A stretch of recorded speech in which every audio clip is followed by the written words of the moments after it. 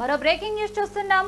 నిజామాబాద్ జిల్లా సిరికొండ మండలం చిన్న వాల్గోడ్ గ్రామ పరిధిలో కప్పలవాగు ఉధృతంగా ప్రవహిస్తోంది.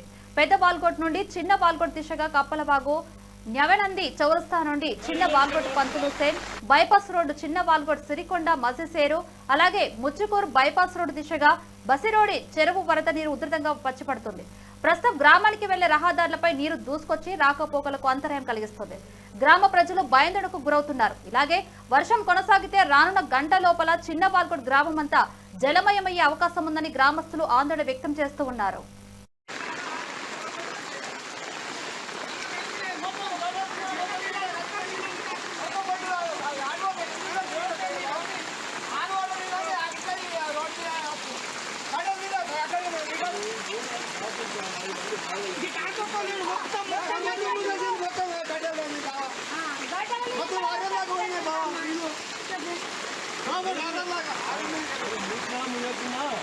అంటే ఇప్పుడు పడుతున్న వర్షానికైతే ఏం లేదు. అలాగే అంటారుగా మన ఆగే సర్టిఫికేట్ వాడుతుంది ఆగు ఇప్పుడు. ఇక ఇదే అంశానికి సంబంధించి మరింత సమాచారం బసవరాజ్ అందిస్తారు. బసవరాజ్, నిజామాబాద్ జిల్లా సిరికొండ మండలం చిన్న వాల్గోడ్ గ్రామ పరిధిలో కప్పలవాగు ఉధృతంగా ప్రవహిస్తుంది కదా, అక్కడ సమాచారం ఏంటి? Good evening Lavanya.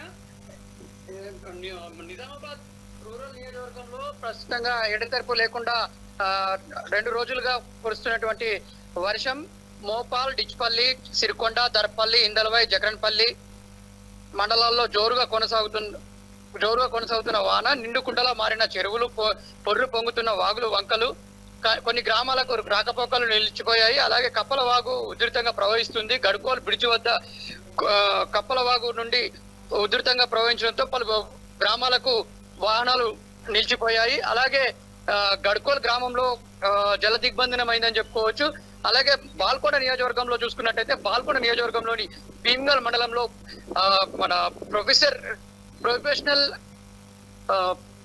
ప్రొఫెషనల్ యొక్క పోలీస్ స్టేషన్ కూడా పూర్తిగా జల దిగ్బంధనం అయిందని చెప్పుకోవచ్చు.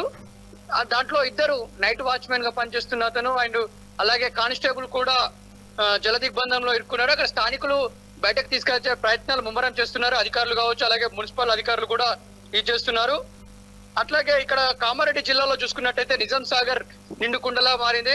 ప్రాజెక్టులన్నీ గేట్లు ఎత్తేయడం జరిగింది.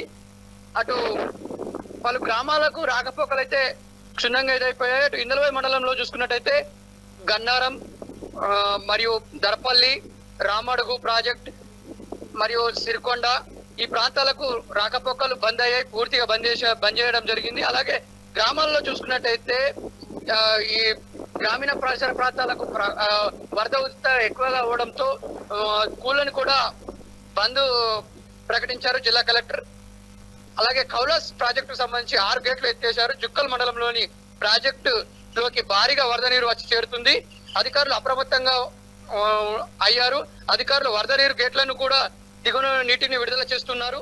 ప్రస్తుతం ప్రాజెక్టులో 457.80 మీటర్ల ప్రాజెక్టులకు నీటి విలువ సామర్థ్యం కలిగింది. అయితే 1.237 టీఎంసీలకు ప్రస్తుతం ఎంపీటీసీ టీఎంసీలో నీరు నిల్వ అందిందని చెప్పుకోవచ్చు. ఇది తాజా పరిస్థితి.